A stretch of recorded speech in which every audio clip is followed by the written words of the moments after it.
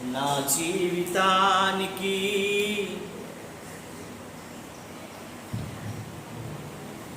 కరుణగల యేసయ్యా, ఈ జీవితానికి నీవే చాలునయ్యా. నీ ప్రేమే చూపకపోతే నేనేమైపోదునో, నీ కృపయే లేకపోతే నాకు ఊపిరి లేదయ్యా. నీ ప్రేమే చూపకపోతే నేనేమైపోదునో, నీ కృపయే లేకపోతే నాకు ఊపిరి లేదయ్యా. కరుణగల యేసయ్యా, ఈ జీవితానికి నీవే చాలునయ్యా. కరుణగల యేసయ్యా, ఈ జీవితానికి నీవే చాలునయ్యా. నీ ప్రేమే చూపకపోతే నేనేమైపోదునో, నీ కృపయే లేకపోతే నాకు ఊపిరి లేదయ్యా. నీ ప్రేమే చూపకపోతే నేనేమైపోదునో, నీ కృపయే లేకపోతే నాకు ఊపిరి లేదయ్యా. దేవునికి స్తోత్రము కలుగును గాక. వాక్యంలో బైబిల్ గ్రంథాలను తెరవండి పిల్లరా. 31వ అధ్యాయం, ఇర్మియా గ్రంథం 31వ అధ్యాయం 24వ వచనాన్ని జ్ఞాపకం చేస్తున్నాను.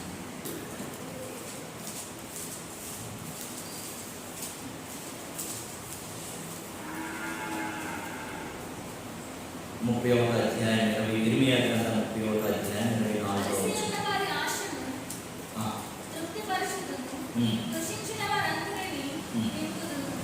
దేవుని నామమునకు మహిమ కలుగునుగా. ప్రార్థన చేస్తున్నాం. పరిశుద్ధ జీవముగలిగిన మా తండ్రి, కూడిన ప్రతి బిడ్డను మీరు జ్ఞాపకం చేసుకోండి, బలపరచండి, స్థిరపరచండి. నేను వినగలిగిన చెవి, గ్రహించగలిగిన మనస్సు, ఆలోచన అనుగ్రహించండి. మీ శక్తి, మీ ప్రభావం ఉంచి, మీ కాపుదల ఉంచి మమ్మల్ని దర్శించండి. యేసు నామములో అడుగుతున్నాం. ఆమేన్. పిల్లరా, ఈ 24వ వచనంలో మనము చదివినట్లయితే దేవుని వాక్యం లాగా ఉంటుంది. అలసి ఉన్న వారి ఆశను తృప్తిపరచదను, కృషించి వారందరినీ నింపెదను అంటాడు. దేవునికి స్తోత్రము కలుగుతున్నాడు. దేవుని వాక్యం చెబుతున్నటువంటి మాటలు ఏంటంటే, ఎవడైతే అలసిపోయి ఉన్నారో, శ్రమలు, శోధనలు, ఇరుకులు, ఇబ్బందులు, కష్టాలతో ఎవరైతే ఉన్నారో, అసంతృప్తి కలిగిన జీవితం, నేను ఎందుకు ఇంకా బ్రతకాలి, నాకెందుకు ఈ జీవనము, నాకెందుకు ఈ స్థితి అని మనం అనుకుంటే దేవుని వాక్యం హెచ్చరిస్తూ ఉంది. దేవుని వాక్యం మాట్లాడుతూ ఉంది. దేవుని వాక్యం చెబుతూ ఉంది. దేవుని వాక్యము బోధిస్తున్నటువంటి సంగతులు ఏంటో తెలుసా పిల్లరా? నువ్వు అలసి ఉన్నావా? నువ్వు తృప్తి లేని బ్రతుకుతున్నావా? నువ్వు నిరాశ నిస్పృహతో జీవిస్తున్నావా? కృంగిపోయి కృషించిపోతున్న పరిస్థితులు కలిగి ఉన్నట్లయితే దేవుని వాక్యం ఉదయకాల సమయంలో అంటుంది, దేవుడు నిన్ను దీవిస్తానని చెప్తుంది. దేవుడు నిన్ను దీవిస్తాను అంటున్నాడు. కనుక దేవుని వాక్యాన్ని మనము జ్ఞాపకం చేసుకోగలగాల. నీకు నాకు జీవితంలో తృప్తి ఉందా, ఇంకా అసంతృప్తిలో ఉన్నామా లేదని ఆలోచించాలి. తృప్తి లేని జీవితం చాలాసార్లు అన్ని ఏంటంటే పంచపక్ష పరమాణాలు అన్నీ ఇంటి మన డైనింగ్ మీద ఉంటాయి. మన డైనింగ్ టేబుల్ నిండా కూడా అన్నీ ఉంటాయి.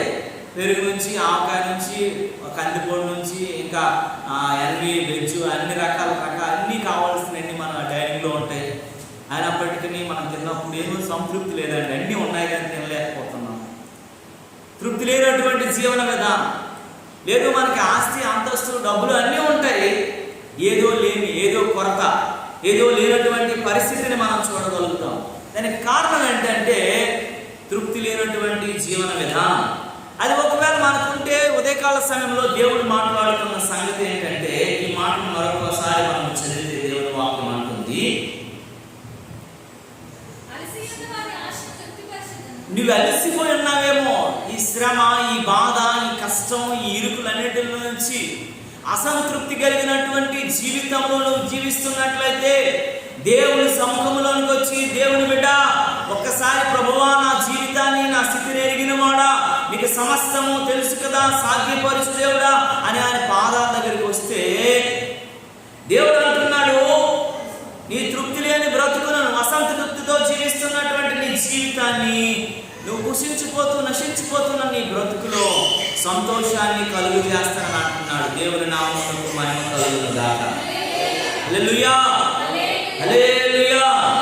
ఈ లోకంలో చాలా మంది ఏది తిన్నా, ఎంత సంపాదించినా, ఎన్ని ఉన్నప్పటికీ కూడా జీవితంలో ఏదో తెలియనటువంటి అసంతృప్తి, తృప్తి లేని జీవన విధానంతో మనుషులు కొనసాగిపోతూ ఉన్నారు. పిల్లరా, ఉదయకాల సమయంలో దేవుని సముఖంకి వచ్చిన నీవు అసంతృప్తితో ఉండడానికి వీల్లేదని దేవుడు చెప్తా ఉన్నాడు. నీ అసంతృప్తిని అంతటినీ తృప్తిపరచగలిగిన వాడు నేను అంటున్నాడు. నువ్వే స్థితిలో ఉన్నా, ఏ పరిస్థితిలో ఉన్నా, నీకు ఏ లోటు ఉన్నా అన్నీ నేను ఇవ్వగలుగుతాను. కీర్తనలో కూడా ఈరోజు చదువుకున్న మాట ఏంటంటే, ఆకాశం వైపు నా కన్నులెత్తుచున్నాను, నాకు సహాయం కలుగు చేయవాడు నీవెనంటూ ప్రభువా నా స్థితి ఎలా ఉందనంటే, ఈ లోకం వైపు నేను చూశాను ప్రభువా, ఈ లోకాశం వైపు నేను చూశాను ప్రభువా, ఈ లోకంలో ఉన్నవన్నీ చూసేశాను ప్రభువా, కానీ ఇప్పుడు ఈ సమయంలో వాటి వలన ఫలితం లేదని నీ దగ్గరికి వచ్చి నా జీవన కలుపు విధానం ఎలా ఉందంటే, దాసుని తట్టు దాసుడు కన్నులు చూసినట్లుగా, యజమానుని తట్టు తన దాసుడి కన్నులు చూసినట్లుగా, యజమానురాల తట్టు తన దాసి కన్నులు చూసినట్లుగా, అయ్యా ప్రభువా నా తట్టు నీ కన్నులు చూస్తూ ఉన్నాయి ప్రభువా అని ప్రార్థన చేస్తున్నాడు భక్తుడు. రోజు నీవు నేను కూడా అసంతృప్తి కలిగినటువంటి జీవన విధానంలో ఉంటే దేవుడు నిన్ను తృప్తిపరచాలని ఆశపడుతున్నాడు.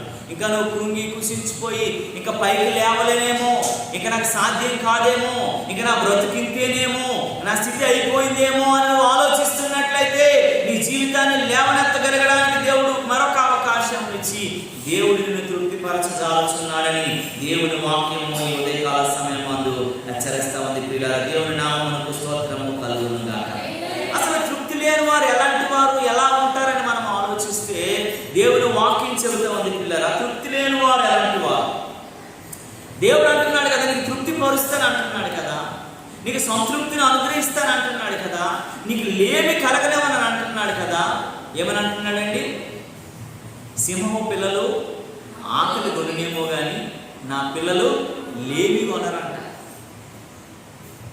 జంగిల్కి అంటే అడవికి కింగ్ ఎవరు, రాజు ఎవరు? లైన్.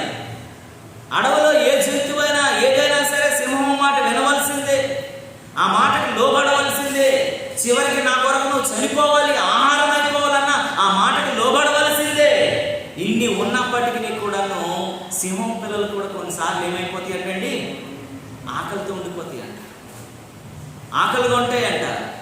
కానీ దేవుని నమ్ముకున్న పిల్లలు, దేవునితో ఉన్న పిల్లలు, దేవుని సంరక్షణలో పెంచబడిన పిల్లలు, దేవుని కృప వారి మీద ఉదయించిన పిల్లలు, దేవుని యొక్క కాపుదల వారిపైన ఉంచబడినటువంటి పిల్లలు మాత్రము వారి జీవితంలో ఏముండదండి, లేమి లేదు. దేవునికి స్తోత్రము కలుగునుగా.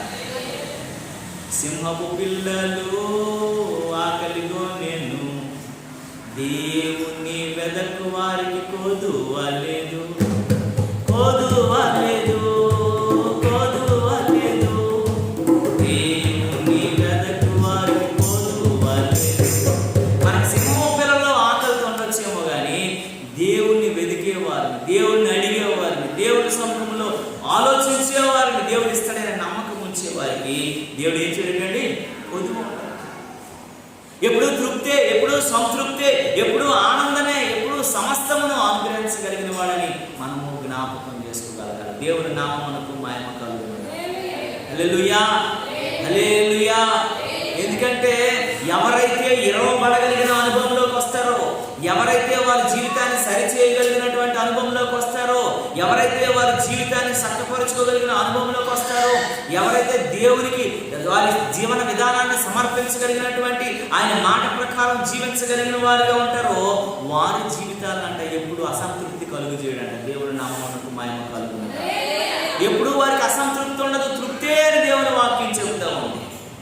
కనుక హోషేయ గ్రంథం 4:15 అంటాడు, అసలు తృప్తి దేవుడు పరుస్తాను అంటున్నాడు కదా, తృప్తిని ఇచ్చేవాడు అంటున్నాడు కదా, సకల జీవరాశుల్ని ఆనందపరిచేవాడు అంటున్నాడు కదా, మరి ఎవరికి తృప్తి లేని వారు, అసలు ఎవరికి తృప్తి ఉండదు అని దేవుడు వాక్యం చెప్తాను. చూడండి ఒకసారి 4వ అధ్యాయం, హోషేయ గ్రంథము 4వ అధ్యాయం 10వ వచనం. హోషేయ గ్రంథం 4వ అధ్యాయం 10వ వచనం.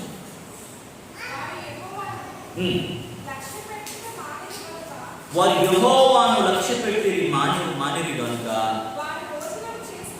వారి భోజనము చేసినను దేవునికి స్తోత్రము కలుగును గాక. హల్లెలూయా, హల్లెలూయా. చూడండి, అంటున్నారు, దేవుని ఎవరైతే లక్ష్య పెట్టరో, దేవుని కృప మీద ఎవరికైతే నమ్మకం ఉండదో, దేవుని కాపుదల మీద ఎవరికైతే నమ్మకం ఉండదో, దేవుని ఇస్తాడనేటువంటి ఎవరికైతే ఇది ఉండదంట, వారు భోజనం చేసినను వారికి ఏముండదటండి, తృప్తి ఉండదంట, అసంతృప్తిలో ఉంటారట. హోషేయ గ్రంథం 4వ అధ్యాయం 10వ వచనం.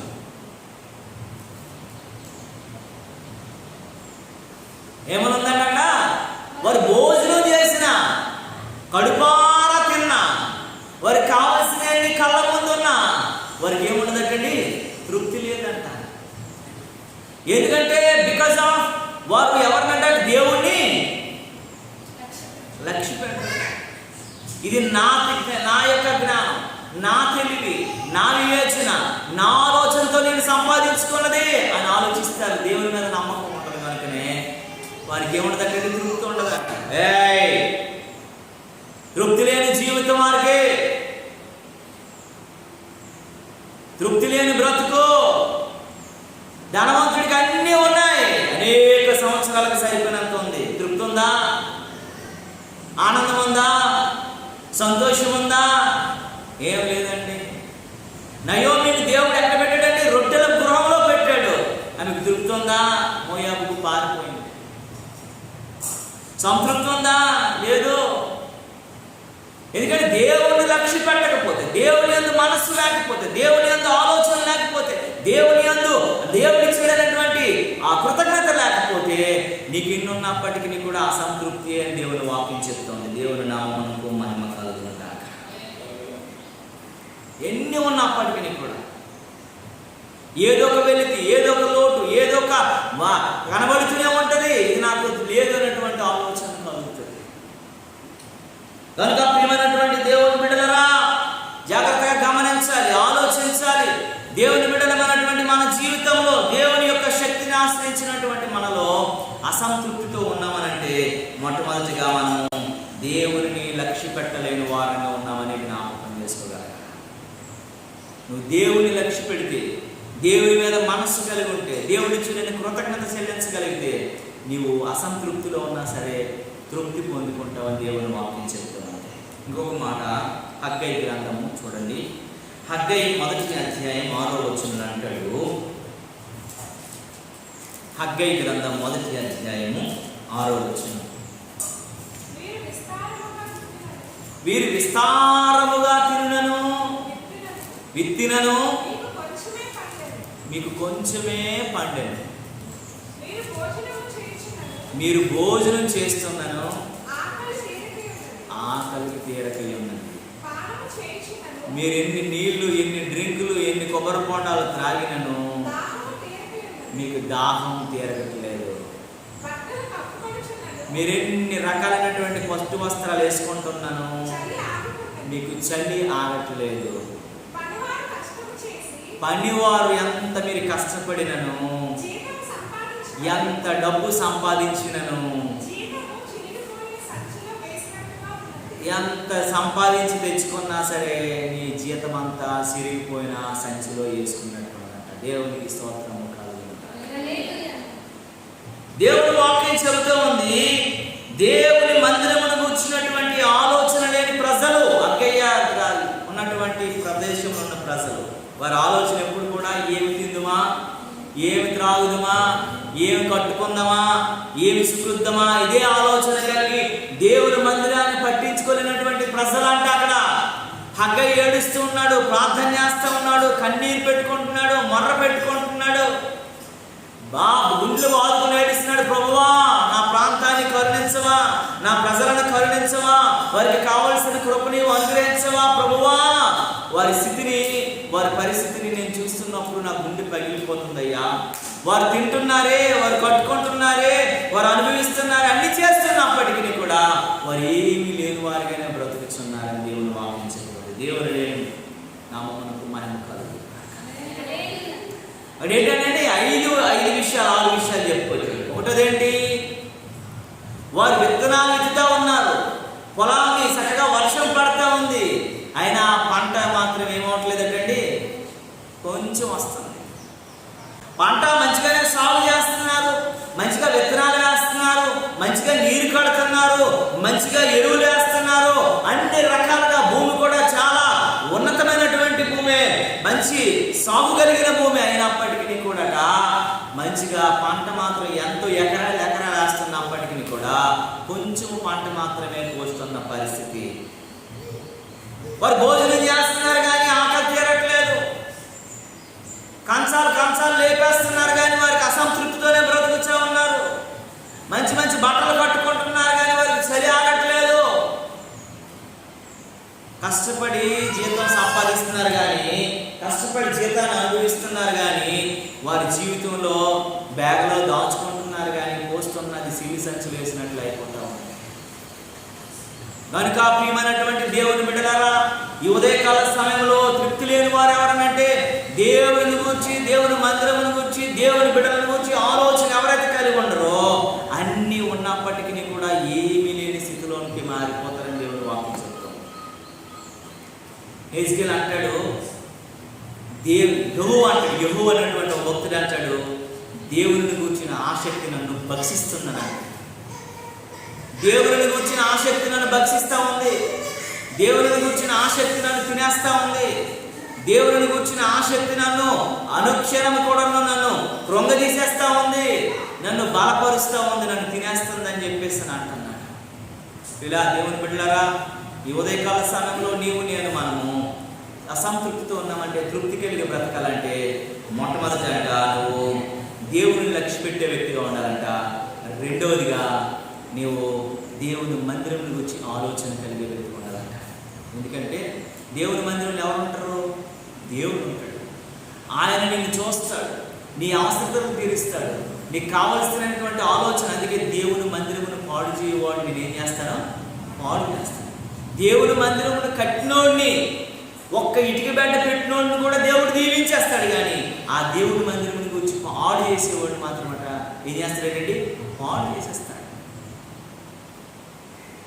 కనుక దేవుని వాక్యం చెప్తుంది, దేవుని మాటలు మాట్లాడుతున్నారంటే దేవుని మందిరముని గురించినటువంటి ఆలోచన, ఆసక్తి నిన్ను భక్షించే భక్తిగా ఉండాలని దేవుని మాటలు హెచ్చరిస్తాను. హెజ్కేలు గ్రంథంలో ఒక మాట చెప్పి ఒక మాట చూద్దాం పిల్లరా. అంటాడు హెజ్కేలు భక్తుడు 6వ అధ్యాయము 7వ వచనం చదవండి. హెజ్కేలు గ్రంథం 6వ అధ్యాయము 7వ వచనం.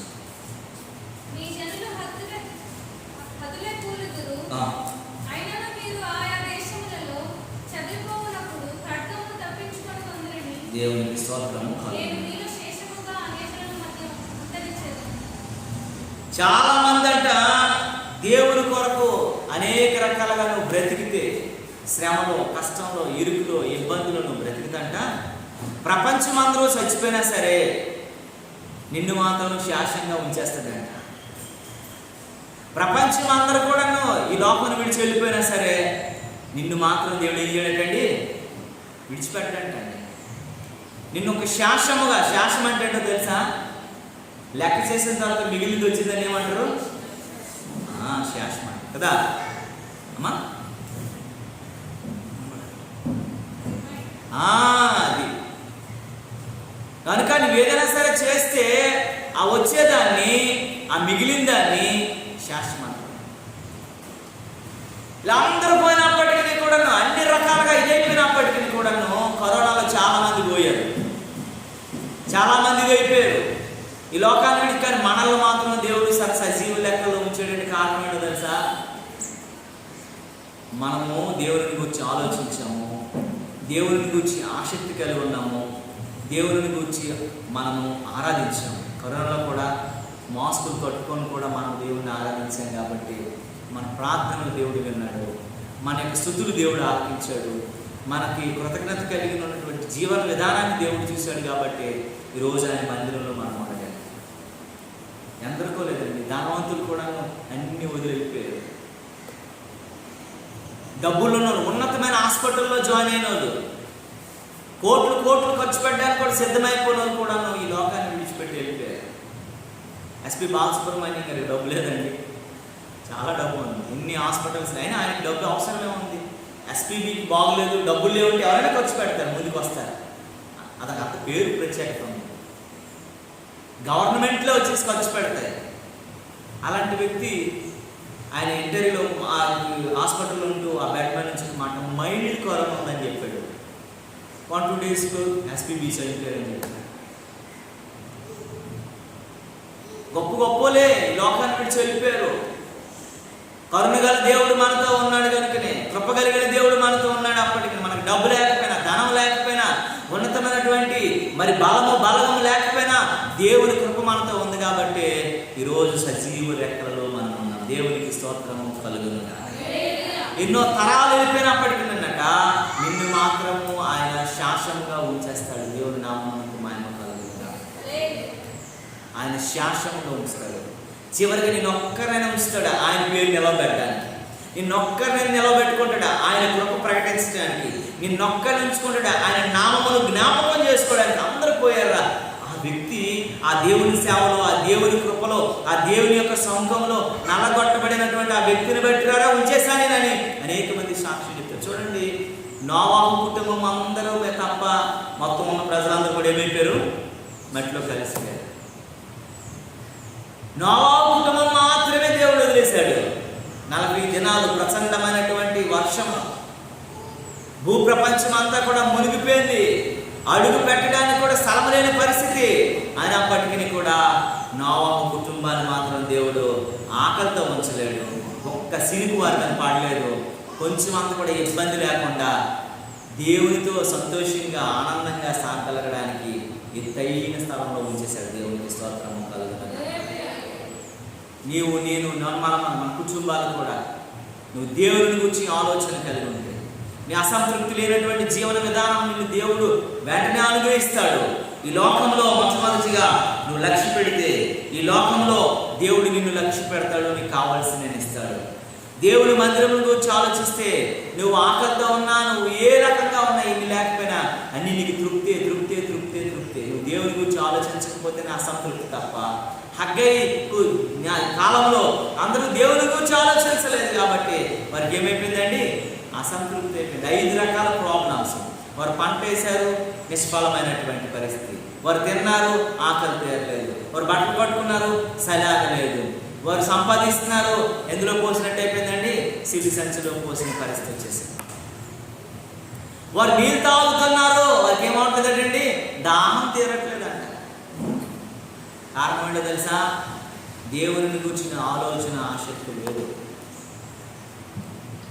చాలామంది మనకు అనుకుంటారు, ఏం సంపాదించుకున్నావయ్యా, ఏం సంపాదించుకున్నావు? మనం దేవుడిని సంపాదించుకున్నాం. కష్టకాలంలో కూడా నిన్ను విడిచిపెట్టక, కష్టకాలంలో కూడా నిన్ను ఆలోచించక, కష్టకాలంలో కూడా నీ చెయ్యి విడిచిపెట్టక దేవుడు నిన్ను నడిపించగలిగిన శక్తివంతుడు ఉన్నాడని జ్ఞాపకం చేసుకోవాలి. ఒక మాట, ఈ మాట చెప్తుంటే మీకా గ్రంథంలో ఒక మాట ఉంటుంది. ఈ మాట చెప్పినప్పుడు నాకు గుర్తొచ్చింది. 6వ అధ్యాయం అనుకుంటాను, మీకా గ్రంథం 6వ అధ్యాయం అనుకుంటాను, 14 నుంచి 16 వచనాలను చదవండి. మీకా గ్రంథం చదవనాడు, మనుషులు నియమించినటువంటి వాటిని అనుసరించేవారు. దేవుడు నియమించిన వాటిని అనుసరించేవారు ఉన్నారు, కానీ మనుషులు నియమించే వాటిని అనుసరిస్తాం.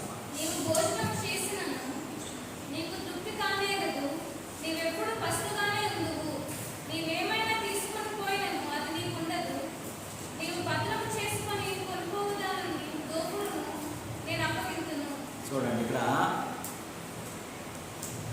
మనుషులు నియమించిన వాటి మీద ఎవరైతే అనుసరిస్తాడో, దేవుడు నియమించిన వాటి మీద కాకుండా మనసు సంబంధమైనటువంటి వాటి మీద ఎక్కువైతే మనసు పెట్టుకుని ఉంటాడో వారి కొరకు దేవుడు మాట్లాడుతున్న సంగతి ఏంటంటే, చదివి మాటలు ఏమని చెప్తుందంటే, ఇక్కడ నువ్వు భోజనం చేసినాను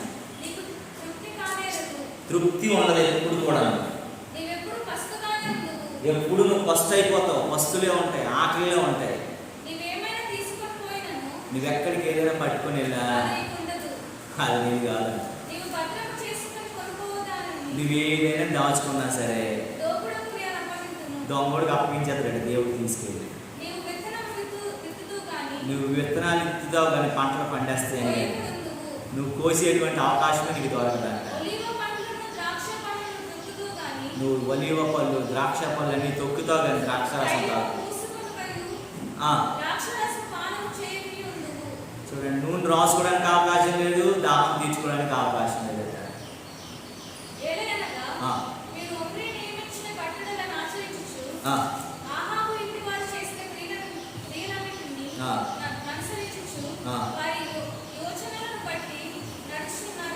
దేవునికి స్తోత్రము కలుగునుగాక. హల్లెలూయా.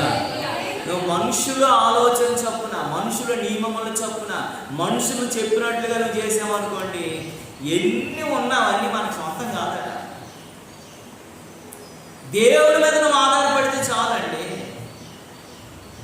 నీకు ఏది అవసరమైనా సరే, నిజంగా నీకు ఒక విషయం పైన మీరు ఒక 30 రోజులు, ఒక రోజుకు 1 గంట ప్రార్థన చేయండి. ప్రభువా, ఈ విషయాన్ని నిజంగా నేను నమ్ముతూ, ప్రభువా నీది ఏది ఆగిపోయిందా, నీది ఏ పరిస్థితులు ఆగిపోయేవా, ఏవైనా సరే 30 రోజులు, 1 నెల రోజులు. డాక్టర్ గారు కూడా 15 రోజులు వాడమ్మా మందులు, 1 నెల రోజులు వాడమ్మా కోర్సు అంటాడు కదా. 1 నెల రోజులు వ్యక్తిగతంగా ప్రభు సన్నిధికి వెళ్ళిపోయి తలుపు వేసుకొని ఎవ్వరు లేనప్పుడు ప్రభువుతో నువ్వేం చెప్పుకోవాలనుకుంటున్నావు, నీ బాధని వ్యక్తిగతంగా నువ్వు చెప్పుకో. 31వ రోజు నీ దేవుడి ద్వారాలు తెరవకపోతే అసలు నేను నమ్మ. తప్పకుండా తెరుస్తాడు, తప్పకుండా తెరుస్తాడు, తప్పకుండా తెరుస్తాడు. దేవుని నామమునకు మహిమ కలుగును. ఎందుకంటే ప్రతి విషయంలో కూడా ఆయన విడిచిపెట్టే దేవుడు కాదటండి. నువ్వు దేవుని మీద నిరీక్షణ కలిగి లేకే, దేవుని మీద విశ్వాసం కలిగి లేకే నువ్వు అసంతృప్తితో బ్రతుకుతున్నావు తప్ప సమస్తమును మనకు తృప్తినిచ్చే దేవుడు ఆయన. అందుకే కదా నువ్వు ఎప్పుడైతే మనుషులు నమ్ముతావు, ఎప్పుడైతే మనుషుల మీద ఆధారపడతావు, ఎప్పుడైతే మనుషుల సంబంధమైనటువంటి వాటిపైన నువ్వు లక్ష్య పెట్టి ఆలోచిస్తావో, అప్పుడంటే నువ్వేమి చేసినా సరే అది నీకు ఉండదా. నువ్వేమి సంపాదించాలనుకున్నది నీకు ఉండదంట, దాచుకున్నా నీకు దొంగలు వచ్చేస్తారంట. ఆ మాటలు ఒకసారి చదవండి గట్టి, ఒకసారి ఆ మాటలు ఎంత బాధాకరం, ఎంత భయంకరం. మనం అన్నీ చేస్తున్నాం మనిషి ఆలోచన చొప్పున. ఈ మధ్యన ఒక ఆయన వచ్చి చెప్పాడు, మీరు పాలసీ చేసుకోండి, మీకు చచ్చిపోతే మీకు ₹1 కోటి వస్తుందండి, మళ్ళీ మీరు బతుకున్నట్లయితే మీకు 80 లక్షలు అవుతుందండి అని చెప్పాడు. నాకు ఎలా అనిపించిందంటే, బ్రతుకుంటూ ఉండగా నువ్వు చచ్చిపోరా బాబు అని చెప్పినట్టు అనిపించింది నాకు. నువ్వు బ్రతుకుంటూ ఉండగానే నువ్వు చచ్చిపోతే డబ్బులు వస్తాయి, నువ్వు ఏమైనా అయిపో, నీ అనుకున్న వాళ్ళకి మాత్రం డబ్బులు వస్తాయి. నువ్వు చచ్చిపోతే మంచిది, మీ ఇన్కమ్ డబ్బులు వస్తాయి అని చెప్తే 10 సార్లు ఆగిపోయింది బ్రదర్ అన్నా నేను. మీరు చచ్చిపోతే డబ్బులు వస్తాయి, మీకు యాక్సిడెంట్ అయితే డబ్బులు వస్తాయి, ఇదేనేటండి గోళ ఉదయం నుంచి నాకు ఏంటి బాధ అని చెప్పేసి ఆ మనిషి మాట్లాడితే చిరాకు వచ్చేసింది నాకు. అరే వెనకున్నోళ్ళకి ఏమవుద్ది, వెనకున్నోళ్ళకి ఏమవుద్ది, వెనకున్నోళ్ళకి ఏమవుద్ది, వెనకాల ఉన్న వాళ్ళందరికీ ముందు దేవుడు చూసుకుంటాడు. మొట్టమొదటి నేను పరలోకానికి వెళ్తానా, నేను దేవుడి రాజ్యంలో చేరుతానా, నేను దేవుడి చిత్తాన్ని నెరవేర్చే వ్యక్తిగా ఉన్నానా, నా కోసం నేను ఆలోచించాలి కదా. వెనకాల కోసం దేవుడు విడువడు, ఆయన ఎడబడి ఎవ్వడిని కూడా విడిచిపెట్టడు. నువ్వు లేకపోతే నీ పరిస్థితులన్నీ, నీ కుటుంబానికి కావాల్సినవన్నీ దేవుడు సమకూర్చేస్తాడండి. ఒక దైవ సేవకుడు చచ్చిపోయాడు చాలా అప్పులు చేసేసి. బైబిల్లో ఉన్న మాటలు నేను చెప్పి మనం చదివాను కూడా. ఆవిడ వచ్చి చెప్పింది, ఏమని చెప్పింది, ఏలియా భక్తుడు ఎలీషా దగ్గరికి వచ్చి, అయ్యా నీతో తిరిగినాయనే కదా దైవ సేవకుడు చచ్చిపోయాడు, మా కష్టాలు మా పరిస్థితులను బట్టి చాలా అప్పులు చేసి చచ్చిపోయాడు అని అన్నాడు. అది నిద్రేముందని అడిగాడు, నిద్రేముందని అడిగాడు. ఏముందనంటే ఏమీ లేదయ్యా, మా దగ్గర ఏముంటుంది, మా భర్త చనిపోయాడు, మా పరిస్థితి అంతా ఇలాగ అయిపోయింది, మా స్థితి ఇలాగ అయిపోయింది, మా జీవన విధానం ఇలాగ అయిపోయింది, మాకేమీ లేదని చెబితే నీది ఏమైనా ఖాళీ కొండలు ఉంటే 4 తెచ్చుకొని అన్నాడు. ఆమెని ఈ ఆమెని ఆ ఆమెని నేను అడిగిందంట ఓ 10-15 కొండలు. ఆ కొండలు నిండా కూడా ప్రార్థన చేయగానే నూనెతో నిండిపోయిందంట. ఆయన అమ్ముతుంది, ఆ కొండలు నిండుతున్నాయి, ఆయన అమ్ముతుంది, ఆ కొండలు నిండుతున్నాయి, ఆయన అమ్ముతుంది, ఆ కొండలు నిండుతున్నాయి, ఆయన అప్పులన్నీ తీరిపోగా, ఆ కుటుంబ అవసరతలన్నీ తీరగా, వారు తినడానికి కావాల్సిన దేవుడు ఇవ్వగా ఇంకా నూనె ఉందంట. ఎందుకు? ఆవిడ పంట పండించిందా? ఆవిడ ఒలేవా మొక్కలేసిందా? ఆ తోటలో కాయలు కోసి ఆ నూనె పిండిందా? ఏమీ చేయకుండానే దేవుడు విస్తారంగా వారి కష్టాలు అనిపించేశాడు. కారణం ఏంటి తెలుసా? దేవుని మీద నిబద్ధత కలిగి, నమ్మకం కలిగి, విశ్వాసం కలిగి, ఆయన కృప మీద ఆధారపడింది కాబట్టి ఆ భర్త లేకపోయినా ఆ పిల్లల్ని వారిని దేవుడు విడిచిపెట్టలేదట. దేవుడి నామమునకు మహిమ కలుగుతుంది. మనం అనుకోవచ్చు వెనకున్న వారి కోసం వెనకున్న అవసరం లేదండి, ముందున్న వాటి వరకు మనం ఎదిగితే వెనకున్న వాటిని దేవుడే సమకూర్చుకుంటాడు, దేవుడేనే చక్కదిద్దుకుంటాడు, కావలసిన దేవుడు ఇచ్చేస్తాడు. కనుక నీవు నేనంట తృప్తి లేనటువంటి జీవితం నీకు లేకుండా ఉండాలంటే, తృప్తి కలిగి ఉండాలనుకుంటాక మొట్టమొదటిగా యెహోవాను లక్ష్య పెట్టే వ్యక్తిగా ఉండాలా. రెండోది దేవుని మందిరముల గురించి ఆలోచన కలిగి ఉండాలంట. మూడోది తమ కొరకు మనం బ్రతకడం కాదు కానీ దేవుని కొరకు బ్రతికేవారని ఉండాలంట.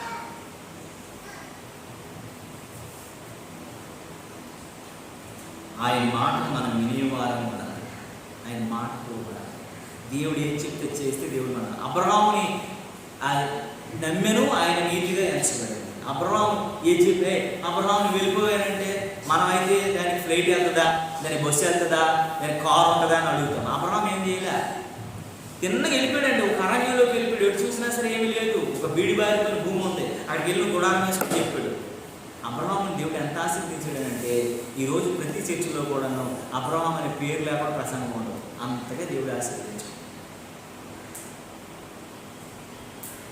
నిన్ను ఆశీర్వదించాలనుకున్నట్లయితే దేవుడి నామమును బట్టి నువ్వు దేవుడి మాట వింటే చాలు, దేవుడు నిన్ను ఆశీర్వదించేస్తాడు. ఆటోమేటిక్గా నువ్వు హైట్లోకి వెళ్ళిపోతావు. దేవుని మాట వినడు. అందుకే బలి అర్పించట కంటే మాట వినుట శ్రేష్టం అంట. నువ్వు బలి అర్పించడం అవసరం, నువ్వు ఎంత తీసుకొచ్చేసావు మంచి పొట్టేళ్ళని దేవుడికి ఉంటే దేవుడు అవసరం లేదు. మరి నేను అవన్నీ తింటానా చేస్తాను రప్పించోడా, నీ కడుపు కోసం ఇవన్నీ చేసుకుంటున్నాను. ఎవరు చేస్తారండి? బలిచ్చిన వాళ్ళు ఏం చేస్తారు? పడేస్తారా? లేదా మాంసాన్ని పేదలకు పంచేస్తారా? ఏం చేస్తాం మనం? మళ్ళీ మన కుటుంబాన్ని పీల్చుకొని మనమే కూర్చొని శుభ్రంగా వండుకొని మనమే తినేస్తాం. దేవుడి పేరు మంది ఊరు. కానీ దేవుడు అంటున్నాడు ఆ బలి అర్పించడం కంటే, ఒక జీవాన్ని ప్రాణం తీయటం కంటే మాట వినండి, మంచి మాట, ఈ బ్రతుకులు బాగుపడతాయి అంటున్నాడు. ఈ బ్రతుకులు బాగుపడితే దేవుని వాక్యం చెప్తుంది. దేవుడి నామమునకు మహిమ కలుగును గాక. హల్లెలూయా. రెండోది ఏంటంటే తృప్తి పడువారు ఎవరు?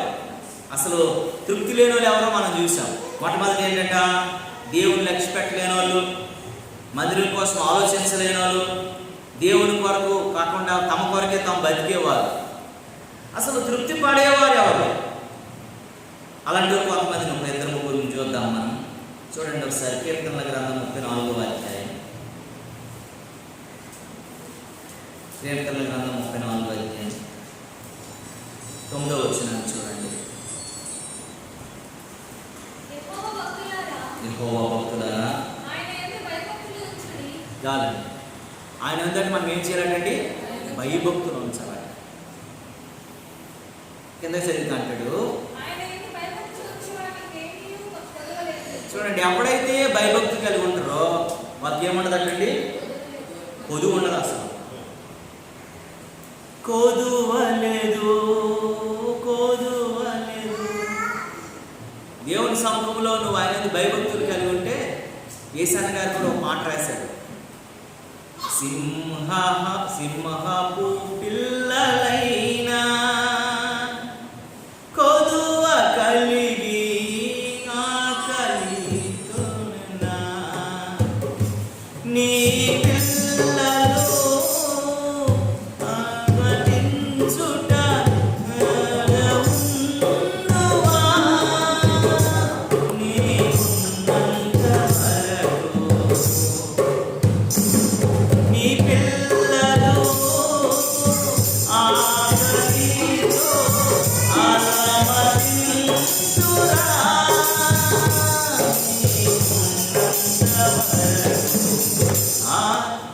కనుక దేవుని సముఖంలో నీవు నేను మనమంట దేవుని మాట ఎవరైతే వినరో దేవుడు అంటున్నాడు, తృప్తిపడువారు ఎవరనగా దేవుని యందు భయభక్తులు కలవారు.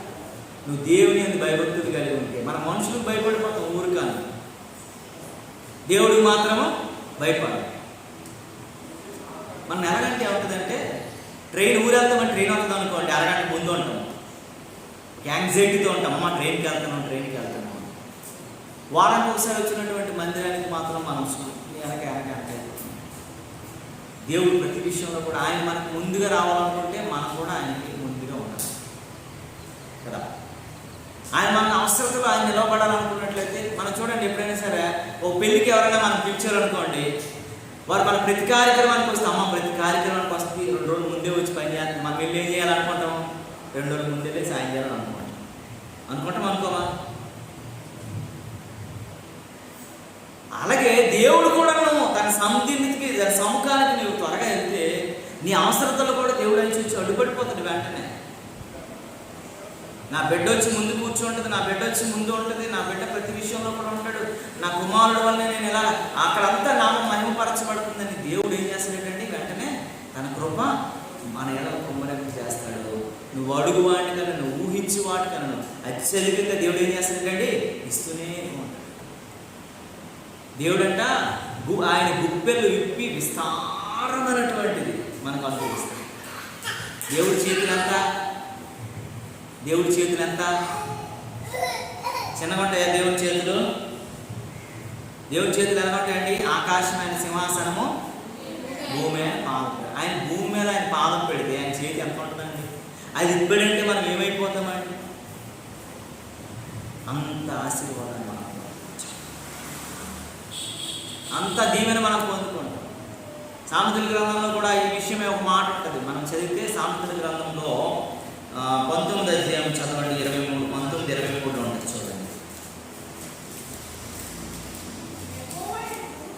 యెహోవా యందు భయభక్తులు కలిగి ఉండుట జీవసాధనము, అది కలిగిన వాడు తృప్తుడై దేవునికి స్తోత్రము కలుగు. ఎవడైతే దేవుని యందు భయభక్తులు కలిగి ఉంటాడో అదంటే వాడికి జీవన సాధకం. వాడు అపాయం కలిగినను, కష్టాల్లో ఉన్నను, బాధల్లో ఉన్నను, ఇరుకుల్లో ఉన్నను, వాడికి ఏం కలుగుతుందండి? తృప్తి, చాలా సాటిస్ఫాక్షన్. ఇన్ని శ్రమల్లో కూడా మేము ఎలా తప్పించుకొచ్చామో మాకు అర్థం కాదండి. ఇన్ని కష్టాల్లో కూడా దేవుడు ఎలా గట్టెక్కించాడో మాకు అర్థం కాదండి. ఇన్ని బాధల్లో కూడా ఎలాగొచ్చేసామో మాకు అర్థం కావట్లేదండి. ఎంత అనారోగ్యంలో కూడా నేను ఎలా బ్రతికేసానో అర్థం కావట్లేదండి. అందరు ఇంకా బతకడు అనేసాడండి, కానీ దేవుడు కృప నా మీద బ్రతికేశానండి. చూసారా? నువ్వు దేవుని యందు భయభక్తులు కలిగి ఉంటే అది నీకు జీవానికి ఒక సాధకం అయిపోతుందంట, నీ జీవితానికి ఒక మంచిగా అయిపోతుందంట. నువ్వు ఎలాంటి కష్టాల్లో, ఎలాంటి బాధలో, ఎలాంటి ఇరుకులో ఉన్నప్పటికీ కూడా దేవుడు నీకు అసంతృప్తి కలుగు చేయడు, అంత తృప్తినే ఇస్తాడంట. దేవుడు నామమునకు మహిమ కలుగుతాడు. చదువమ్మ మరొకసారి ఆ మాట ఎలాగుంది? యెహోవా యందు భయభక్తులు కలిగి ఉండటం దేవుని యొక్క నీ జీవితాన్ని అర్పించగలిగినటువంటి ఒక సాధకంగా మారిపోతుందంట.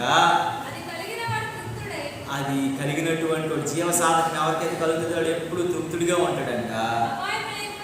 ఎప్పుడు కష్టం లేకుండా, బాధ లేకుండా, ఇరుగులు లేకుండా, ఇబ్బందులు లేకుండా హాయిగా బ్రతుకుతాడంట. అంటే ఎలా ఉంటుందంటే, ఒక చెట్టు ఉంది మనకు తెలుసు కదండి, అది ఏమనుందండి? యెహోవాను నమ్ముకుని వాడు ధన్యుడని రాసింది.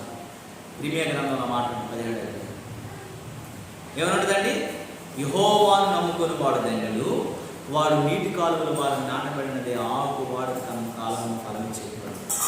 అది వెట్ట కలిగినను అది చింతనందదు, కాపు మానదనంట.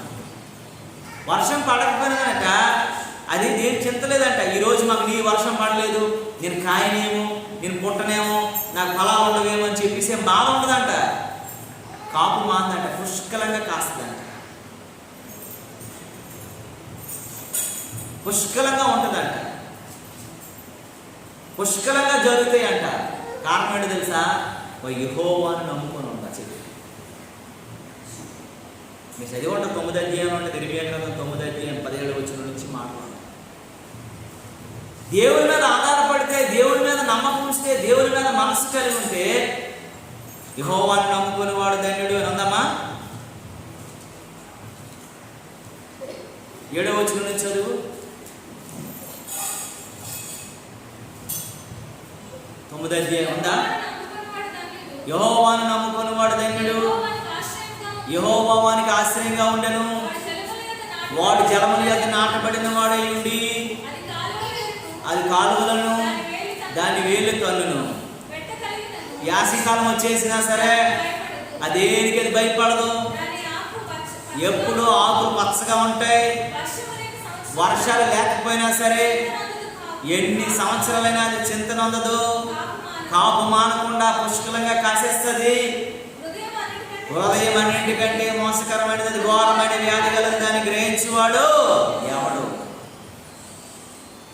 దేవుడు నమ్ముకుంటంట వర్షాలు పడకపోయినా పర్వాలేదు, ఏం అవ్వకపోయినా పర్వాలేదు, పంట మానదంట, నీ యొక్క గరిసెలు నింపుతూనే ఉంటుందంట. కారణం ఏంటో తెలుసా? నువ్వు ఎవరి మీద నమ్మకం ఉంచవు? పొలం మీద కాదు నమ్మకం ఉండేది. ఎవరి మీద ఉండాలండి? దేవుని మీద ఉండాలి. ఓ మాస్టర్ గారు నాకు తెలిసిన ఆయన ఉన్నారు.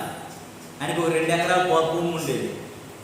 అందరూ ఆయనకి అనేవారు, ఏంటంటే 2 ఎకరాల పెద్ద 2 ఎకరాల కోసం మీరు ఎక్కువ ఆలోచించేస్తారు, ఎక్కువ నేను ఆలోచించనండి. అందరూ ఆయన ఏం చేసేవారంటే ఆ మెట్టు ప్రాంతం అది ఎద జల్లుతారంట కదండి, ఎద అంటే తెలుసు కదా, అంటే విత్తనాలు ఉడరు జల్లేస్తారు దుక్కు దున్నేసి. ఆ పాస్టర్ గారు ప్రార్థన చేస్తుండేవారట ఒక 4 రోజుల ముందు, ప్రభువా ఈ 2 ఎకరాల వల్లనే ఈ సేవ అంతా నేను నడిపించాలి ప్రభువా, నా కుటుంబాన్ని పోషించుకోవాలి, నా సంఘాన్ని కూడా నేను పోషించుకోవాలి, నా సంఘం నుంచి 1 రూపాయి అడగకుండా ఇదే ఆధారంగా నేను బ్రతకాలి, నేను నీ కృప నాపై ఉంచాలి, నేను ఈ ప్రాంతంలో ఇలా ఉండకూడదు ప్రభువా, నేను ఇలా ఉండాలా అని ప్రభు ప్రార్థన చేస్తుండేవాడట. అక్కడ 30-40 ఎకరాలు ఉన్నటువంటి వారు అందరూ కూడా ఉండేవారు. ఈ వేసిన 2 ఎకరాల్లో విత్తనాలన్నీ కూడాను 40 ఫుట్లు 50 ఫుట్లు దాన్ని వేయమంట. ఆయన చెప్పింది పాస్టర్ గారి సాక్ష్యం కాదు. ఆ పక్క పొలాల్లో మేము ఎద జల్లుతున్నామండి, మేము అప్పుడప్పుడు నీరు కడుతున్నామండి, మేము మంచిగా ఎరువులు వేస్తున్నామండి, మాకు సొద మిగిలిపోతుంది, పాస్టర్ గారికి మాత్రం ఎదే మిగులుతుందండి, బాగా ఉందండి నాన్న. 40-50 బస్తాలండి కోస్తాడు ఆయన, మాకు మాత్రం 20-30 బస్తాలకే మేము ఇంకా అంతేనండి అని చెప్పేవారు. ఎందుకనంటే ఆ మాస్టర్ గారు దేవుని మీద నమ్మకం పెట్టుకున్నాడు. ఆ మాస్టర్ గారు దేవుని సేవ మీద నమ్మకం పెట్టుకున్నారు. ప్రభువా నీవు ఇచ్చిన దాన్ని నువ్వు ఫలిస్తావు, విస్తరింప చేస్తావు, మాకు కావాల్సినవి అనుగ్రహిస్తావు అని విశ్వాసంతో ఆయన ప్రార్థన చేసేవాడు. కాబట్టి విస్తారమైన పంట ఆయన కోసేవాడు. దేవునికి స్తోత్రము కలుగును. తృప్తి అంటే ఏంటో తెలుసా అండి? మన జీవితంలో మనం ఎలాంటి పరిస్థితులు ఉన్నా సరే, మనకి ఎన్ని కష్టాలు వచ్చినా సరే, మనకి ఎన్ని బాధలు వచ్చినా సరే, ఆ జీవ సాధకం మనల్ని తృప్తిలోకి నడిపించడమే కదట. మన అపాయంలో ఉన్నా సరే మనం ఆనందంగా ఉంటాం. దేవునికి స్తోత్రము కలుగును. సంతోషకరమైన మాట కదా. మనం అపాయంలో ఉన్నా సరే ఆనందంగానే ఉంటాం. టెన్షన్లో ఉంటాం కానీ ఏమవ్వదు అన్ని తప్పించేస్తాడు దేవుడు.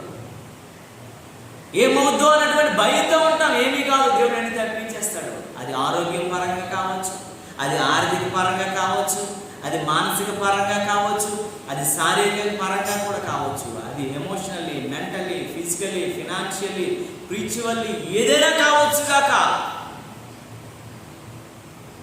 దేవుడు మాత్రం నిన్ను ఉన్నతమైన స్థితిలో ఉంచడానికి, నిన్ను తృప్తి కలిగి జీవించడానికి ఆయన ఇష్టపడేవాడని జ్ఞాపకం చేసుకున్నాడు. దేవుని నామమునకు మహిమ కలుగును. హల్లెలూయా, హల్లెలూయా. కారణం తెలుసా? దేవుని యందు భయభక్తులు నువ్వు తృప్తిపరచబడతావు. ఒక చిన్న లాజిక్ మనం పాటిస్తే మనం అసంతృప్తి ఉండదు. లాస్ట్ మాట ఏంటి? నీవు ఆపద కలిగినను. ఆ మాట ఏంటమ్మా? నీకు ఆపద వచ్చినను ఆపదలో కూడా నువ్వు తృప్తి కలిగి ఉంటావు. ఆపద కలిగినా నీవు తృప్తి అని అంట. ఏంటిది? ఆపదలు ఎవరైనా హ్యాపీగా ఉంటారా? ఆపదలు ఎవరైనా నవ్వుతూ ఉంటారా? ఆపదలు ఎవరైనా సరే బాధ లేకుండా ఉంటారా? ఆపదలు ఎవరైనా సరే నువ్వు ఆలోచించుకొని ఉంటారా? అచ్చా, ఎన్ని ఉన్నా సరే నువ్వు తృప్తి కలిగి ఉంటావని దేవుని వాక్యం చెప్తాను. దేవుని నామమునకు మహిమ కలుగుతుంది. రెండో మాట జ్ఞాపకం చేసుకుందాం. చూడండి పిల్లరా, రెండో మాట మనం జ్ఞాపకం చేసుకుందాం పిల్లరా. కీర్తనల గ్రంథం 36వ కీర్తన 8వ వచనాన్ని చదవండి.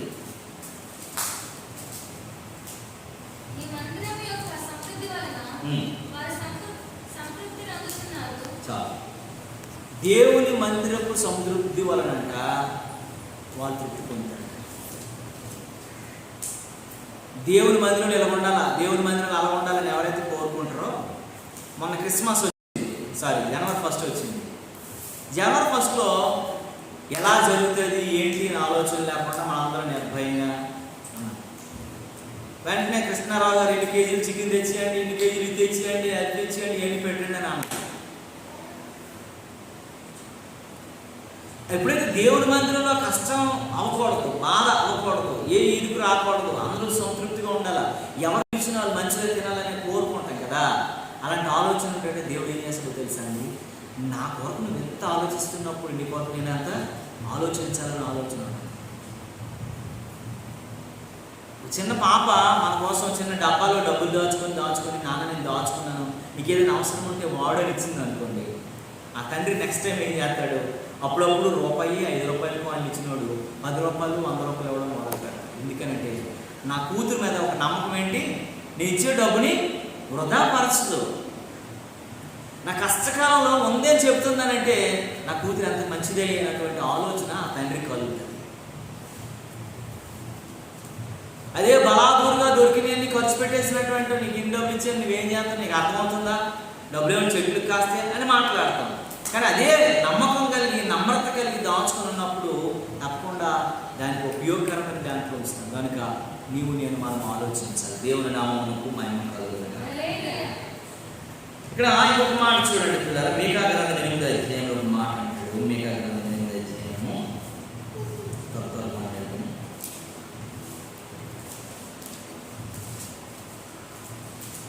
8:1 చదవండి. మీకా 8:1.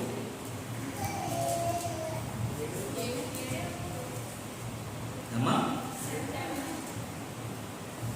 మీకా గ్రంథం లేవి గ్రంథం సార్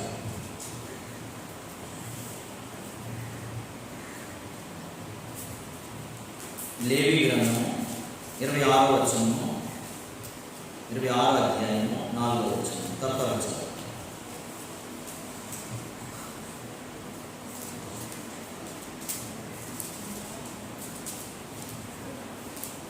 ఇసరా మీ వర్షకాలములో మీకు వర్షం వచ్చెను, మీ భూమి పంటలు ఇచ్చును, మీ పొలముల చెట్లు ఫలించును, మీ ద్రాక్ష పండ్లు కాలు వరకు మీ నూరుకు సాగుచుండును, మీరు తృప్తిగా భుజించి మీ దేశంలో నిర్భయముగా నివసించెదరు. దేవునికి స్తోత్రము కలుగును. దేవుని మీద ఎవరైతే ఆలోచన, దేవుని ఆజ్ఞ మీద అయితే ఎవరు ఆలోచన, దేవుని యొక్క మాట మీద ఎవరైతే ఆలోచన కలిగి ఉంటారో దేవుడు అంటే వారు అన్నీ కూడా వింటారు. మన దేశంలో ఎలా ఉంటామంటండి? నిర్భయంగా, అంటే భయం లేక గుండ్ల మీద చేసుకుని ఉన్నానండి నాకేం పర్వాలేదు అన్నట్టు. మనం పడుకునేటప్పుడు ఇంకొక ఆలోచన రాదు, అమ్మా అన్నీ సమకూర్చబడ్డాయి, అన్నీ వచ్చేసాయండి, హ్యాపీగా ఒక కార్యం చేసేవాడు లాస్ట్ మినిట్లో అన్నీ జరిగిపోయినప్పుడు అంతవరకు కూడా ఆ మనిషి ఏం చేస్తుంటాడు? భయంతో ఏం మాట వస్తుందేమన్నటువంటి ఆలోచనతో ఉంటాడు. అవన్నీ సమకూర్చబడి చక్కగా ఎప్పుడైతే అయిపోతాయో చాలా హ్యాపీగా బాగా అయిపోయింది అని నిబ్బరం కలిగి ఉంటాడంట, నిర్భయం కలిగి ఉంటాడంట, అంటే భయం లేకుండా ఉంటాడంట. దేవుడు అన్ని సఫలకృతం చేసేస్తాడు, అన్ని ఫుల్ఫిల్ చేస్తాడు. ఎందుకు తెలుసా? నువ్వు దేవుని వాక్యాన్ని, దేవుని ఆజ్ఞను నువ్వు అనుసరిస్తావు. ముందు మాట్లాడు, దేవుని ఆజ్ఞను ఎప్పుడైతే అనుసరిస్తావు, దేవుని మాట ఎప్పుడైతే వింటావు, దేవుడి మాట ప్రకారం ఎప్పుడైతే దేవుడు ఇలా చెప్పాడు కాబట్టి ఇలా చేస్తే నాకు మేలు జరుగుతుందనే ఆలోచన ఎప్పుడైతే నీకు వచ్చేస్తావు, ఇంకా నీకు ఎప్పుడు కూడా నువ్వు శ్రమ కష్టం అనేది ఉండదు. అక్కడండి ఈ ట్రిక్స్ ఇవన్నీ మనం ఫాలో అయితే ఎప్పుడు సంతృప్తి. మనకి ఊరికే ఏం చేస్తూ ఉంటామంటే మన ప్రయత్నాలు చేస్తూ ఉంటాం, ప్రతిదానికి మన ప్రయత్నాలు చేస్తూ ఉంటాం, ఫెయిల్ అయిపోతూ ఉంటాం. కానీ ప్రయత్నం చేయకుండా ప్రార్థన చేసి పాస్ అయ్యేవారు చాలామంది ఉన్నారు. ప్రయత్నం పక్కన పెట్టి ప్రార్థనలో నుంచి పాస్ అయ్యేవారు చాలామంది ఉన్నారు. ప్రయత్నం చేసి ఫెయిల్ అయ్యేవారు చాలామంది ఉన్నారు. ప్రార్థన చేసి పాస్ అయ్యేవారు చాలామంది. నువ్వు ప్రార్థన చేయి, ప్రభువా నీ చిత్తం నీ చిత్తం నీ చిత్తం అప్పగించు ప్రభువా, నీ చిత్తం అప్పగించు ప్రభువా, ఇది జరగాలి ప్రభువా. నేను ఎప్పుడు కూడా నన్ను అవమానపరిచేవాడు కాదు, నన్ను సిగ్గుపరచేవాడేవాడు కాదు ప్రభువా. నన్ను నిలవ కళ్ళు నాయనా, నేను తల ఎత్తుకునే వ్యక్తిగా నన్ను ఇస్తావు ప్రభు అని ప్రభు సన్నిధిలో వేడుకో, తప్పకుండా దేవుడు సాధ్యపరుస్తాడు. దేశంలోనంట నీకు ఎప్పుడు కూడా చెప్పేది నీ ఊరిలో కాదటండి, నీ దేశంలోనే నువ్వు నిర్భయంగా ఉంటావు. దేశంలోనే కష్టం లేకుండా ఉంటావంట, దేశంలోనే ఏడుపు లేకుండా ఉంటావంట, దేశంలోనే కన్నీరు నువ్వు చూడవంట, దేశంలోనే ఆనందం కలిగి బ్రతుకుతావంట. కారణం ఏంటో తెలుసా? నువ్వు దేవుడి మాట వినిపించుకోవాలి, దేవుడు అన్ని సఫలతం చేస్తాడు. దేవునికి స్తోత్రము కలుగుతాడు. ఇంకొక మాట చెప్పి నేను ముగిస్తాను. చాలా ఉన్నాయి కానీ మనకు సమయం సరిపో చెప్పాలని ఆశ ఉంది నాకు కూడా. దేవుడు వాక్యం చెబుతాం చూడండి, సామెతల గ్రంథంలో నుంచి 20:13 అంటాడు ఈ మాట, నువ్వు నిద్రాశక్తి నువ్వు తగ్గించుకోవాలి. నిద్ర మీద ఆసక్తి ఎక్కువ ఉండకూడదంట. ఎక్కువ పడుకుని పోతానని ఆలోచించుకోవడం, ఎక్కువ ప్రార్థన చేస్తానని ఆలోచన ఉండాలి. మనం ప్రభువు దగ్గర ఎక్కువ నేను అడుగుతానని ఆలోచన ఉండాలి. సామెతల గ్రంథం 20:13 చదివితే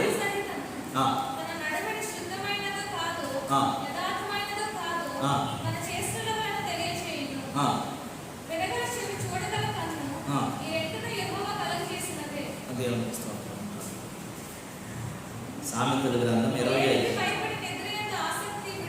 అది దేనికి భయపడక నిద్రయాంది ఏం చేయాలండి? ఆసక్తిని విడిచిపెట్టాలి. మనము ప్రార్థనలో పట్టుదల కలిగి ఉంటే నిద్ర మీద ఆసక్తి ఉండకూడదు. మనం ప్రభు సన్నిధిలో కనిపెట్టగలిగిన నిజంగా ఒక మాట యేసుప్రభు వారు అంటారు, ఏంటో తెలుసా? ఒక్క గడి కూడా మీరు ఉండలేరు అంటారు. ఎవరిని? పేతురుని పిలిచి, శిష్యులను పిలిచి అంటారు. ఒక్క గడి కూడా మీరు మెలుగుగా ఉండలేరా? మీ ఆత్మ సిద్ధమే కానీ మీ శరీరం 1 గంట ప్రార్థన చేయలేరని అంటాడు. అంటే ఆ గంటలో ఎన్నో అద్భుతాలు జరుగుతాయి. అందుకే నిద్ర ఆసక్తి మనకు తగ్గించుకోవాలంట. నిద్ర మీద పెద్ద ఆసక్తి ఉండకూడదు. మన ఆసక్తి దేవుని కూర్చుండాలంట. దేవుడిని కూర్చుంటే దేవుడే అన్నిని. కమలమ్మ, ప్రభువా నా ఇల్లు సగం ఆపేసావు ప్రభువా, ఈ 4 రోజులు నేను ప్రార్థన చేస్తాను, నువ్వు నా ఇల్లు కట్టిస్తావు, నువ్వు ద్వారాలు తెరిస్తావు, నీ కృప నా మీద కుమ్మరిస్తావు, నేను ఎందుకు అక్కడ రాలేకపోతున్నాను? నువ్వేమైనా సరే నువ్వు అసాధ్యం చేయలేనోడువా, నువ్వు అసమర్థుడు కాదు కదా ప్రభువా, నేను ఎన్నో సాక్ష్యాలు విన్నాను అని 1 గంట ప్రార్థన చేయగలిగినటువంటి సమయాన్ని దేవుడికి ఇస్తే తప్పకుండా దేవుడు కనిపించేస్తాడు. 1 గంట ప్రార్థన చేయగలరు, 1 గంట ప్రార్థన చేయగలరు, 1 గంట ప్రార్థన చేయాలి. స్లాబ్ రోజులు నాకు ₹1 లేదు. మేము మేస్త్రి కృష్ణ గారు ఆ ముందు రోజు మాట్లాడుకున్నాం, 1 అరగంట నేల కూర్చొని మాట్లాడుకుని భోజనాలు చెప్పేద్దామని అన్నారు. అప్పుడు నా అకౌంట్లో, నా ఫోన్పేలో మీరు నంబరు 600 ఉంది. రేపు స్లాబ్. నేను సిమెంట్ వాడికి డబ్బులు ఇవ్వలేదు, ఐరన్ వాడికి డబ్బులు ఇవ్వలేదు, ఇసుక వాడికి డబ్బులు ఇవ్వలేదు, సెంటరింగ్ వాడికి డబ్బులు ఇవ్వలేదు, ఎవరికి నేను డబ్బులు ఇవ్వలేదు. వాళ్ళు స్లాబ్ అయిపోతేనే అందరూ ఇచ్చేస్తానని చెప్పాను విశ్వాసంతో. ప్రార్థన మాత్రం రాత్రి అంతా నాకు నిద్ర లేదు. నేను చాలా ప్రార్థన చేసి ఏడ్చాను, ప్రభువా నీ చిత్తం, ఇది నా స్వభావము, నా సొంతము, నా ఆశ కాదు. దేవుని మందిరం నిలబడాలా, దేవుని చిత్తం ప్రకటించాలా, దేవుని కొరకు ఈ ప్రాంతము అనేక మంది కాలు పెట్టినందరూ దీవించబడగలగాలి, స్వస్థపరచబడగలగాల. ఇక్కడికి వచ్చిన ప్రతి ఒక్కరు కూడా నీ నామస్మరణ చేయగలిగే వారు ఉండగలగాల. ఇందులో ఏది కూడా మాకు ఆశ లేదు ప్రభువా, ఇది ఎప్పటికీ నీకే మహిమకరంగా ఉండాలని ఆ రాత్రి నేను ప్రార్థన చేశాను. 5 o'clock నేను ప్రార్థన చేసుకొని లేచిన తర్వాత ఒక ఫోను, ఎప్పుడూ చేయలేనటువంటి వ్యక్తి ఫోన్ నాకు వచ్చింది. ఆ టైం అప్పుడు అన్నీ మాట్లాడుతూ నవ్వుతూ హ్యాపీగా ఉన్నారు వాళ్ళు. నిన్నే మాకు ఒక ఆయన ఇంత అడ్వాన్స్ ఇచ్చాడు అని అన్నాడు. మాకు 1 లక్ష రూపాయలు ఇవ్వచ్చు కదా, అసలు 50 వేసుకుంటున్నాం అన్నారు. మీరు నమ్మరు, ఆ వ్యక్తి 10 గంటలకల్లా 50,000 అండి, నేను అంత డబ్బులు ఇచ్చేసాను, 40 మంది పడుకొని వచ్చాడు. నేను వెళ్ళలేదు, చేయలేదు. ఆ మనిషే నా దగ్గరికి ఆ భార్య భర్తను పట్టుకొని వచ్చి నాకు 50,000 డబ్బులు ఇచ్చేయలేదు. ఇంకొక వ్యక్తి ఫోన్పే 30,000 చేశాడు, నాకు అంత డబ్బులు అవసరం లేదు. ఇంకొక వ్యక్తి 20,000 తులసి వెళ్ళి తీసుకొచ్చింది. అంటే 20,000 మాకు ఆధారం, తులసి తెస్తానని వాళ్ళకి ఇద్దామనేసి. ఆ ప్రార్థన అయిపోయింది, స్లాబ్ అయిపోయింది. చెల్లి మేము అందరం ప్రార్థన చేసేసాము, మేము అందరం పైన ఉన్నాము. స్లాబ్ అయిపోయింది. వచ్చేసిన తర్వాత ఆడ ఆ డబ్బులు అందరికీ పనిచేసాము. దేవుడు మెరాకిల్స్ ఎలా ఉంటాయంటే, ఆ ముందు రోజు నెక్స్ట్ డే 5 గంటల వరకు ఒక చేతిలో 600 తప్ప ఏం లేదు. అడుగుడి మీకు ఇవ్వబడును, వెదుగుడి మీకు దొరుకును, తట్టుడి మీకు తీయబడును. నువ్వు ప్రార్థన చేస్తే తప్పకుండా దేవుడు అన్ని రకాలైనటువంటి ఆశ్చర్యకార్యాలు చేస్తాడు. ఎందుకంటే దేవుడు సమర్థుడండి, ఇస్తానన్నాడు, నమ్మదగిన వాడండి. అని ఎప్పుడు కూడా మనల్ని ఇప్పుడు కూడా అవమానపరచనివ్వడు ఆయన, సిగ్గుపరచనివ్వడు ఆయన. అన్ని సఫలప్రదంగానే జరిగించేస్తాడు. కనుక నేను మనం దేవుని మీద నమ్మకం ఇస్తాం. ఆ నిద్ర లేని 1 గంటను మానేసి కానీ ప్రార్థన చేస్తే, ఆ నిద్రాశక్తి 1 గంటను ప్రభువుకి ఇవ్వగలిగితే, రోజులో 24 గంటల్లో 23 గంటలు నువ్వు ఎంజాయ్ చేయి. కానీ 1 గంట ప్రభువుకు నువ్వు ఇస్తే నీ ప్రతి అవసరతని దేవుడు 5 నిమిషాల్లో తొలగించగలిగిన శక్తి. దేవుని నామమునకు మహిమ కలుగుతుంది. ఆ 1 గంట ఆయనతో గడపాలని కోరుకుంటాడు. ఆ 1 గంట ఆయన ముందు ఆయన మోకరించాలని కోరుకుంటాడు. ఆ 1 గంట నా కుమార్తె నాతో మాట్లాడి దర్శించాలని కోరుకుంటాడు. ఆ 1 గంట కోసం ఎంత ఆసక్తి ఉంటాడో తెలుసా? నీ బాధ వినాలా, నీ కష్టాన్ని వినాలా, నీ సమస్తాన్ని తెలుసుకోవాలా. నువ్వు అడిగి నా తండ్రి దగ్గర నేను ఎలాగైతే పాకెట్లో చేయి పెట్టి తీసుకుంటానో, దేవుని దగ్గర అలాగే కూడా ఆయన పాకెట్లో చేయి పెట్టి తీసుకోగలిగిన అధికారాన్ని సంపాదించుకోగలిగిన 1 గంట నీ దగ్గర ఉండాలి. ప్రభువా నీ బ్యాగ్లో నువ్వు తప్పడానికి ఎవడిస్తాడనేటువంటి అధికారంతో ఆయన చేతులు పెట్టుకొని తీసుకోగలిగిన అధికారాన్ని నువ్వు సంపాదించుకోగలరు. ఎందుకంటే ఆయన అడుగు ప్రతివాడికి ఇస్తాడంట, వాళ్ళని వీళ్ళని లేదు. అడిగిన ప్రతివాడు సంపాదించుకోగలుగుతాడు. దేవుని దగ్గర ఉన్న గొప్పతనం. ఏది నీకు కావాలన్నా, నీకు ఉన్నతమైన ఉద్యోగం కావాలా, ఉన్నతమైన స్థితిగతులు కావాలా, నువ్వు అడగనందునే పొందుకోవట్లేదు తప్ప అడిగిన సమస్తాన్ని నువ్వు చూడగలుగుతావు. అసంతృప్తిలో నీ జీవితాన్ని దేవుడు ఏం చేస్తాడంటే తృప్తి కలిగిస్తాడంట. తృప్తి కలిగిస్తాడు. నువ్వు ఏ అసంతృప్తిలో ఉన్నా, ఏ అసంతృప్తిలో ఉన్నా, ఏ అసంతృప్తిలో ఉన్నా, కనుక ఆయన చేసిన ఉపకారాలు మనం ఏం చేసుకోకూడదండి, ఎప్పుడు మర్చిపోకూడదు. ఆయన ఉపకారాన్ని జ్ఞాపకం చేసుకొని ప్రభు దగ్గరికి వెళ్తే ప్రభు సమస్తాన్ని ఇచ్చేస్తాడు. కనుక దేవుని బిడ్డ ఉదయకాల సమయంలో నీవు నేను మనం ఎలా ఉన్నాం, మన స్థితి ఏంటి, మన పరిస్థితి ఏంటి, ఇంకా నువ్వు అసంతృప్తిలో ఎందుకు ఉంటున్నావో తెలుసుకోవాలి. అసంతృప్తిలో ఉండడానికి కారణం ఏంటంటే నువ్వు దేవుడిని లక్ష్య పెట్టట్లేదు. నీ ప్రయత్నాలు, నీ ఆలోచనలు, నీ సొంత కార్యాలన్నీ చేస్తున్నావు. నాకు ఎలాగైతే వస్తుంది, అలాగైతే వస్తుంది, వీళ్ళైతే వస్తుంది, ఇలా చేస్తే వస్తుంది, ఈ ప్రయత్నం చేస్తావు, అవన్నీ అవ్వమంట. దేవుని వాక్యం నువ్వు దేవుని లక్ష్య పెడితే చాలు, ప్రభువు మీద ఆధారపడితే చాలు, ప్రభువుకి అప్పగిస్తే చాలు, ప్రభువే చేస్తాడు. అవన్నీ ప్రభువే చేస్తాడు. వాళ్ళని ఒక పాస్టర్ గారికి ఈ మధ్య గుండె ఆపరేషన్ జరిగింది. ఆ పాస్టర్ గారు ఏంటది హాస్పిటల్ పేరు కాదు, మెడికవర్ హాస్పిటల్. ఆరోగ్యశ్రీ డబ్బులు రావని సరే ఆ పాస్టర్ గారికి బాగున్న గుండు కూడా ఆగిపోయినట్టు ఆయన పరిస్థితి అయిపోయింది. అని భార్య చెప్పలేదు. ఆవిడ గోలెట్టేస్తుంది, అన్యా ఇంకంతేనన్యా, మాకున్న ఇల్లు ఎన్ని అమ్మేలు అన్యా అని అంటుందండి. ఏమైంది ఏంటంటే ఏమి తెలియనటువంటి పరిస్థితుల్లో ఆ పాస్టర్ గారికి అర్థం కాలేని పరిస్థితుల్లో ఒక దైవ సేవకుడు వచ్చిందంటే అక్కడ చూడడం. పాస్టర్ గారు వచ్చారు. ఆ పాస్టర్ గారు వచ్చేసి ఆ పాస్టర్ గారును హాస్పిటల్లో డాక్టర్ గారును ఇద్దరు కలిపి ఫ్రెండ్స్ అట. వాళ్ళిద్దరు తాగేవారంట ఒకప్పుడు, నమ్ముకోక ముందు. వాళ్ళిద్దరు తిరిగేవారట. వాళ్ళిద్దరూ ఫుల్గా మంచి ఫ్రెండ్స్ అంటే థిక్ ఫ్రెండ్స్. నువ్వే వచ్చావు ఎక్కడికనంటే, మా మాస్టర్ గారు ఇక్కడ మొన్న కార్డియో ఆపరేషన్ జరిగింది, నేను అందుకే వచ్చానంటే, ఎవరతను అన్నాడట. ఇతను ఈయన మా మాస్టర్ గారు అండి, నాకు మంచి దోస్తు ఈయన, నీవెంత దోస్తు, ఈయన కూడా అంతే దోస్తు, ఇద్దరు మాట్లాడుకుంటాక అంతవరకు ఆరోగ్యశ్రీ రాదు ఏమి రాదన్న మనిషి ఈయన అన్నాడటారే, నువ్వు ఎంతమందికో మేలు చేశారు కదా, ఇతను ఒక్కడిని బిల్లు కట్టుకొని వదిలేవచ్చు కదా అన్నాడంట. మరే నేను ఎన్నో మేలు నాకు చేసావు, ఇంత గొప్పోడు నేను డాక్టర్ని అయ్యాను, ఈ ఒక్క విషయం నన్ను అడిగావు, ఒక్క పైసా కూడా తీసుకోకుండా నా అకౌంట్లో ఆయన బిల్లు కట్టేసి ఆయన పంపించండి అని చెప్పారట. చూడండి, ఒక్క రూపాయి ఎవరికి ఖర్చు అవ్వలేదు. ఈమె గోల ఆయన తెలిసిన ప్రభువు దగ్గరికి వచ్చేసి ఏడ్చి ఆ ఏడుపు దేవుడు వినేసి వెంటనే ఒక అతన్ని పంపించాడు. ఆ వ్యక్తికి ఇంకొక ఆయన ఫ్రెండ్ అంట. ప్రాపర్ ఛానల్ ఎలా ఉందో చూడండి. ఆయన థిక్ ఫ్రెండ్స్, నీకు నేను ఏమేమి చేయలేదు కాబట్టి, నువ్వు అడిగావు కాబట్టి నా మాట కొట్టలేను, ఈ ఆపరేషన్ డబ్బులన్నీ నా అకౌంట్లో నేను వేసుకుంటున్నాను చెప్పేసి మొత్తం 3,72,000 కట్టేసాడంట. ప్లస్ ఒక 3 నెలలకు సరిపోయిన మెడిసిన్స్ అన్నీ కూడా నా హాస్పిటల్ నుంచి ఇప్పించి పంపించారు. ఇప్పుడు ఆ పాస్టర్ అమ్మ ఏమని చెప్తుంది తెలుసా, దేవుడు గొప్పవాడని ఇప్పుడు చెప్తున్నాను. కారణం ఏంటో తెలుసా, మేలు చేసినంత వరకు అది విశ్వాసమైనా పాస్త్రమైనా పాస్టర్ వరకైనా దేవుడి గొప్పతనము అర్థం కాదు. మేలు విడిచిపెట్టండి దేవుడు. మనం ఏది లేదనుకుంటాం, అన్ని వదిలేసాను అనుకుంటాం, ఏదో దాని మీద ఆధారపడతాం. ఆరోగ్యశ్రీ ఉందని ఆధారపడింది ఆయన. ఆరోగ్యశ్రీ అవ్వలేదన్నప్పుడు గుండె మీద ఫస్ట్ ప్రభువా నువ్వు బాగు చేస్తావు. అసలు ఆపరేషన్ లేకుండా దేవుడు చేసి ఉండేవాడు, ఆపరేషన్ లేకుండా చేసి ఉండేవాడు.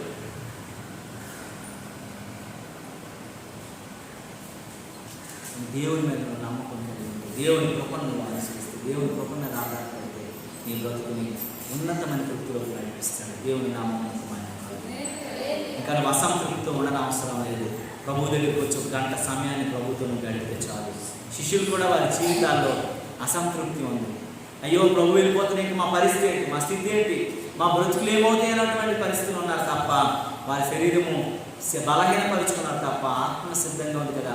ఒక గడి అయినా మీరు ఎక్కువగా ఉంటారని ప్రభు అడిగి అంతవరకు కూడా దేవుడికి అవకాశం ఇవ్వలేకపోయారు. ఈరోజు మనం వేద్దాం, ఆ గంట మనం గడపదాం, ప్రభువుతో గడపడానికి ప్రయత్నిద్దాం, ప్రభు చిత్తాన్ని బ్రతకడానికి ప్రయత్నిద్దాం. మన తృప్తి లేని జీవితాలని తృప్తిపరుచుకొని ముందుకు కొనసాగదాం. కళ్ళు మూసుకున్నట్లయితే ప్రార్థన చేసుకున్నాం. స్తోత్రం నాయన, నీకే వందనాలు. ప్రభు సముఖంలో నీవు నేను మన జీవితాన్ని ప్రభువుకి అప్పగించుకుందాం. ప్రభు చిత్తాన్ని ప్రభు కొరకు బ్రతకడానికి ప్రయత్నిద్దాం. అయ్యా మేము అసంతృప్తిలో ఉన్నాం, తృప్తి లేని బ్రతుకులు బ్రతుకుతున్నాం. ఇంకా ప్రభు తృప్తిపరచుకోవడానికి మేము ఎలా ఉండాలో, మా స్థితి ఏంటో మా పరిస్థితి నేర్పించిన ఆయన ప్రభు సముఖానికి వచ్చి ప్రభు పాదాలకు వచ్చుకొని ప్రార్థన చేద్దాం. మన మధ్య నుంచి